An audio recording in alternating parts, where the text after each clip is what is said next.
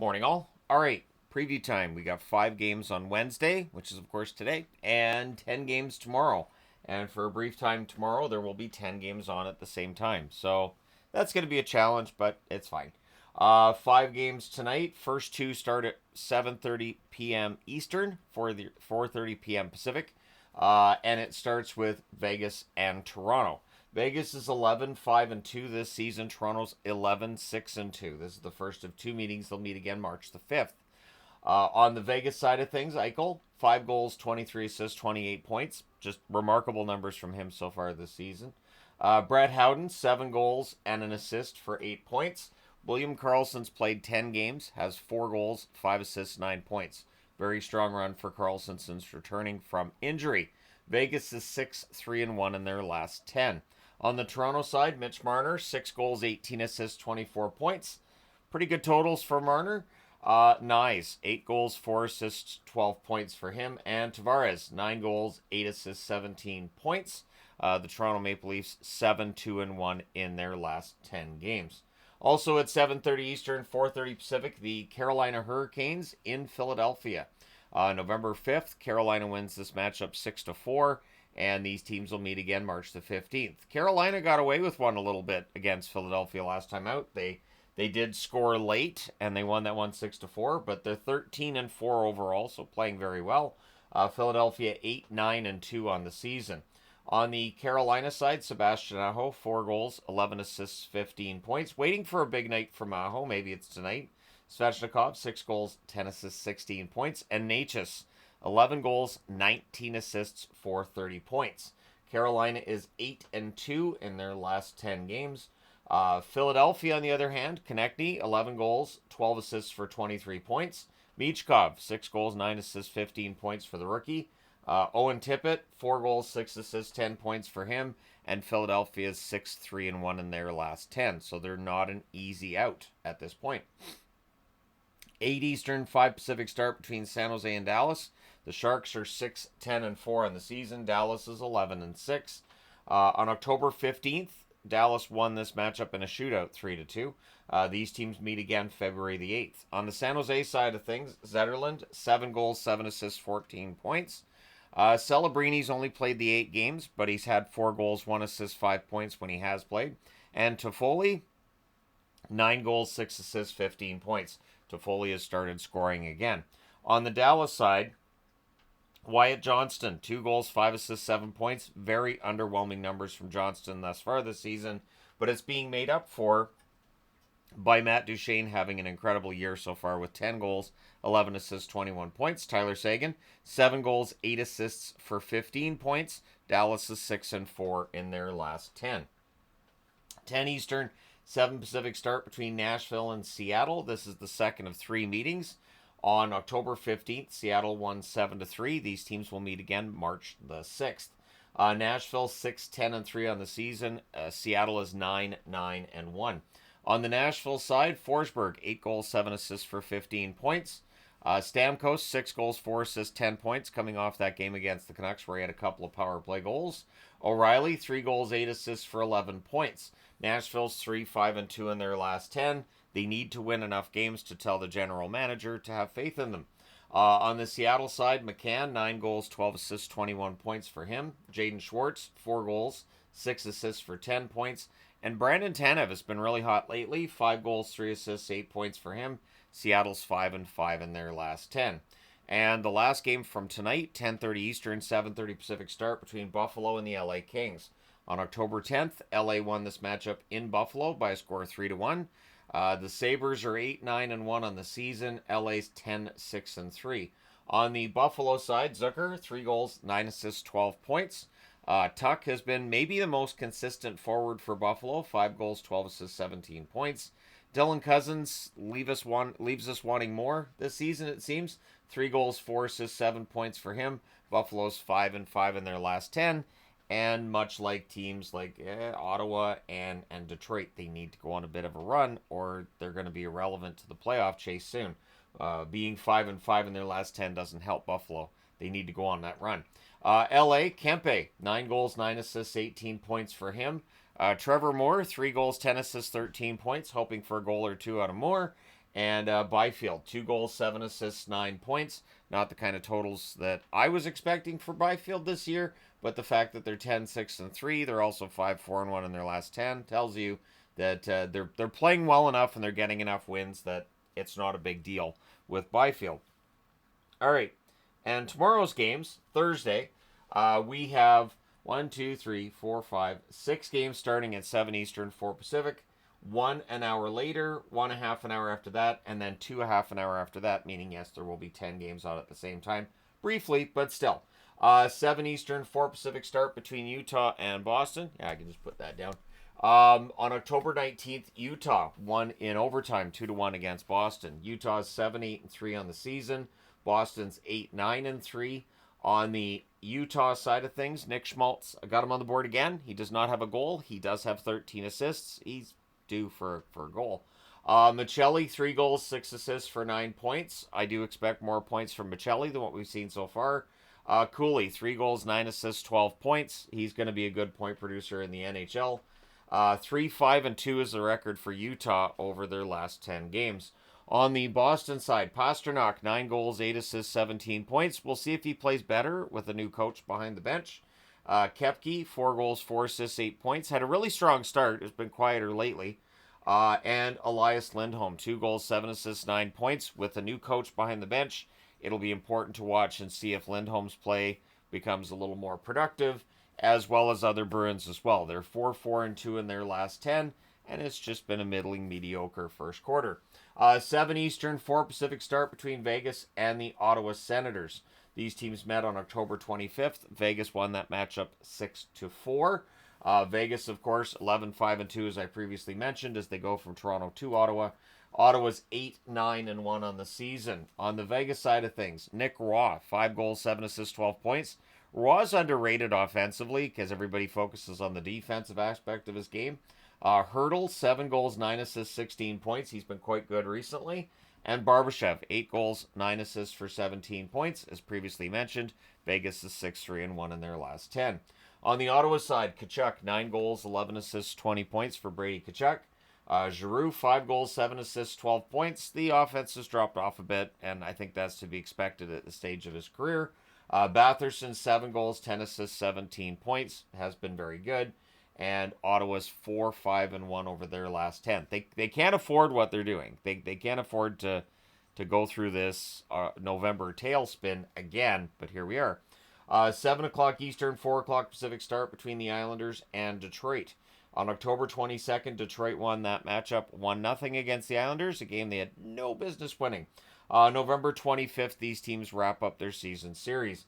On the Islanders side, they are 7, 7, and 5 on the year. Detroit 7, 9, and 2. On the Islanders side, Horvat, 5 goals, 9 assists for 14 points. Palmieri, their best offensive player, 7 goals, 9 assists, 16 points. And Anders Lee, 7 goals, 6 assists for 13 points. The Islanders are 4, 3, and 3 in their last 10. On Detroit's side, Raymond, 2 goals, 15 assists, 17 points. Probably need some more goals out of Raymond. Larkin, 11 goals, 4 assists, 15 points. DeBrincat, 8 goals, 9 assists. That's kind of funny that I wrote 8, 9, 10. And it's 8, 9, 17, technically. But, I mean, 8, 9, 10 is technically not wrong if this was Sesame Street. So, 8, 9, 17. 8 goals, 9 assists, 17 points for DeBrincat. And Detroit's 3, 5, and 2 in their last 10 games. I would love to blame that on, I'm tired or something, but I wrote that up last night. 7 Eastern, 4 Pacific start between Carolina and New Jersey. Again, Carolina 13 and 4. They go from playing in Philly tonight to playing in New Jersey tomorrow. So New Jersey's going to be rested. They're 12, 7, and 2. And they're looking for some revenge on Carolina as well. Carolina beat them October 15th by a score of 4-2. These teams meet again December 27th and December 28th. So back-to-backs there. Martinook, 6 goals, 5 assists, 11 points. You want to talk about players whose offense might be underrated. Jordan Martinook's one of those guys. Robinson has been a revelation for Carolina. 5 goals, 7 assists, 12 points for Robinson. And Jackson Blake, 5 goals, 2 assists, 7 points for the rookie. Again, Carolina 8-2 over their last 10. On the New Jersey side, Nico Hischier, 10 goals, 10 assists, 20 points. He's due for a goal or two. He's been kind of quiet lately. Nason, 9 goals, 7 assists, 16 points. Continues a strong run there. Jack Hughes, 8 goals, 14 assists, 22 points. New Jersey's been 7-3 over their last 10. So this might end up being the most entertaining game out of the 15 that are on this board. 7 Eastern, 4 Pacific start between Colorado and Washington. On November 15th, Washington went into Denver's arena and won 5-2. So we'll see if the Avs keep that in mind and how this is going to look. Colorado's 10-9 on the season. Washington's 13-4-1. On the Avs side of things, McKinnon, 7 goals, 27 assists, 34 points. Just ridiculous numbers there. Lekkonen's played 7 games, but he's had 3 goals, 3 assists, 6 points, so he's been productive. Drouin, just the 1 assist in 3 games since returning from injury, but this is a bit of a different Avs team already than the one that the Washington Capitals beat a week ago. Strome, 6 goals, 22 assists, 28 points for Dylan Strome. We'll see if his assist totals are negatively impacted by Ovechkin being out, or if you just pair him with McMichael. McMichael, 12 goals, 7 assists for 19 points. The forgotten player, because as soon as Ovechkin got hurt, I saw people saying, well, who's going to score the goals? McMichael, he's right there. Dubois only has 1 goal, but he also has 11 assists for 12 points. Colorado's 5-5 in their last 10. Washington's 7-2-1. On the also at 7 o'clock Eastern, 4 o'clock Pacific, Tampa Bay in Columbus. This is the first of 3 meetings. They'll meet again December 17th and March the 4th. Tampa Bay 10-6-1 on the year. Columbus 7-9-2. On the Tampa Bay side, Jake Gensel, 7 goals, 10 assists for 17 points. Nikita Kucherov, 11 goals, 15 assists for 26 points. And Nick Paul had a lot of opportunities last night, didn't get a goal, but 5 goals, 8 assists, 13 points on the season. Maybe he gets one against Columbus. Tampa Bay's 6-3-1 in their last 10 games. Columbus's side of things, Marchenko, 6 goals, 10 assists, 16 points. Olivier, much better offensive numbers than I think anybody expected. 6 goals, 2 assists, 8 points for him thus far. And Fantilli, 3 goals, 6 assists for 9 points. The Columbus Blue Jackets, 3-6-1 in their last 10. 8 Eastern, 5 Pacific start between San Jose and St. Louis. So the Sharks go from Dallas to playing in St. Louis. So I'm wearing St. Louis because why not? Also, because St. Louis revealed their Winter Classic jerseys, and I had kind of wished they'd go with something like this, but sure, we'll go plain. All right. So St. Louis won the first matchup on October 10th between these two teams, 5-4 in overtime. And then December 12th will be the third and final meeting. So they'll be done with each other before New Year's, like some others are as well. San Jose 6-10-4 as previously mentioned. St. Louis is 8-11-1 on the season. On the San Jose side, Granlund, 8 goals, 12 assists, 20 points. Eklund, 4 goals, 11 assists, 15 points. And Wenberg, 3 goals, 6 assists, 9 points. A lot of good veteran talent on this team that has driven them to the 5-3-2 record over their last 10 games. On the St. Louis side, Jordan Kyrou, 5 goals, 12 assists, 17 points. The now returned Robert Thomas has played 8 games, 1 goal, 6 assists in those 8 games for 7 points. And Buchnevich, 5 goals, 7 assists for 12 points. 8:30 Eastern, 5:30 Pacific start between Florida and Chicago. This is the first of 2 meetings. They'll meet again in Florida on February 1st. The Panthers are 12-6-1. Probably going to be an angry bunch. They've had some struggles recently, and so they might look to take it out on the 6-12-1 Chicago Blackhawks. Florida, Reinhart. No struggles for Reinhart, really. 14 goals, 15 assists, 29 points. Barkov's only played 11 games. He has 3 goals, 15 assists for 18 points in those 11 games. And Verhaeghe, 4 goals, 9 assists, 13 points. It's interesting to me with Verhaeghe because if he was playing on other teams after signing that big contract extension, we'd be hearing about, he's got all his money now, he doesn't have to score goals. But in Florida, he doesn't have to score goals. There's a lot of goal scorers in Florida. On the Chicago side, Bedard, 3 goals, 12 assists, 15 points. Had a good night with Dickinson last night. Dickinson, 4 goals, 3 assists, 7 points. Had 2 of those 4 goals in last night's game. So they at least have some chemistry out there on the ice together. Donato, 8 goals, 3 assists, 11 points. Arguably their best goal scorer this season and most consistent. Florida's 7-3 in their last 10 games. Chicago's 4-6 in their last 10. I believe, though, they've lost 4 in a row. 9 Eastern, 6 Pacific start time between the Rangers and the Calgary Flames. March 18th, these teams will meet at Madison Square Garden in New York. The Rangers are 12-4-1, and they're very good on the road. Calgary's 10-6-3, and they've been eking out victories. but they're still victories. On the Rangers side of things, Will Cooley's having himself a career year. 6 goals, 8 assists, 14 points for him already. Zibanejad also has 14 points via 4 goals and 10 assists. It's interesting because Cooley's numbers are seen as fantastic, and Zibanejad's are seen as a little bit underwhelming compared to expectations.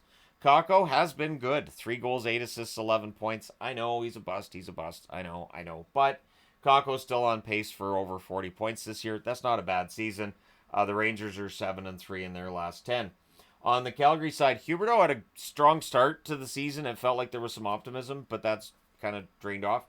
6 goals, 4 assists, 10 points for Huberdeau right now. But Calgary's winning games too, so maybe he gets it figured out. Kuzmenko, just the 1 goal, but he did have a shootout goal last night for Calgary. So he has a goal, 8 assists, 9 points. Maybe that shootout goal will give him some confidence. Coronado, 5 goals, 2 assists, 7 points. Very prominent in last night's game against the Islanders. Calgary is 5-3-2 in their last 10. And finally, at 9 Eastern, 6 Pacific, the Minnesota Wild and the Edmonton Oilers. This is the first of 3 meetings. They'll meet again December the 12th, as well as January the 15th. Minnesota's 12-3-3 on the season. The Oilers are 10-8-2. On the Minnesota side, Rossi, 5 goals, 10 assists, 15 points for Marco Rossi. Kaprizov's been insane. Just 13 goals, 20 assists, 33 points. His numbers are just crazy. And Eriksson Ek, 5 goals, 3 assists, 8 points. Maybe due for a goal? Sure, why not? The Minnesota Wild 7-2-1 in their last 10. On the Oilers side, Draisaitl, 14 goals, 13 assists, 27 points. McDavid has started to roll. 9 goals, 15 assists, 24 points. The rest of the NHL should be on notice for that.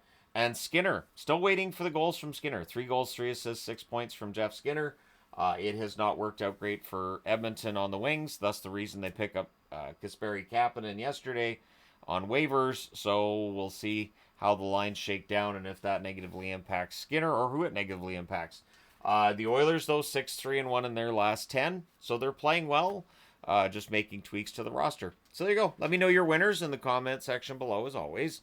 Don't forget to hit like and subscribe in the event you may not have done so already. Thank you guys so much for all your support, as always. I will talk to you again soon.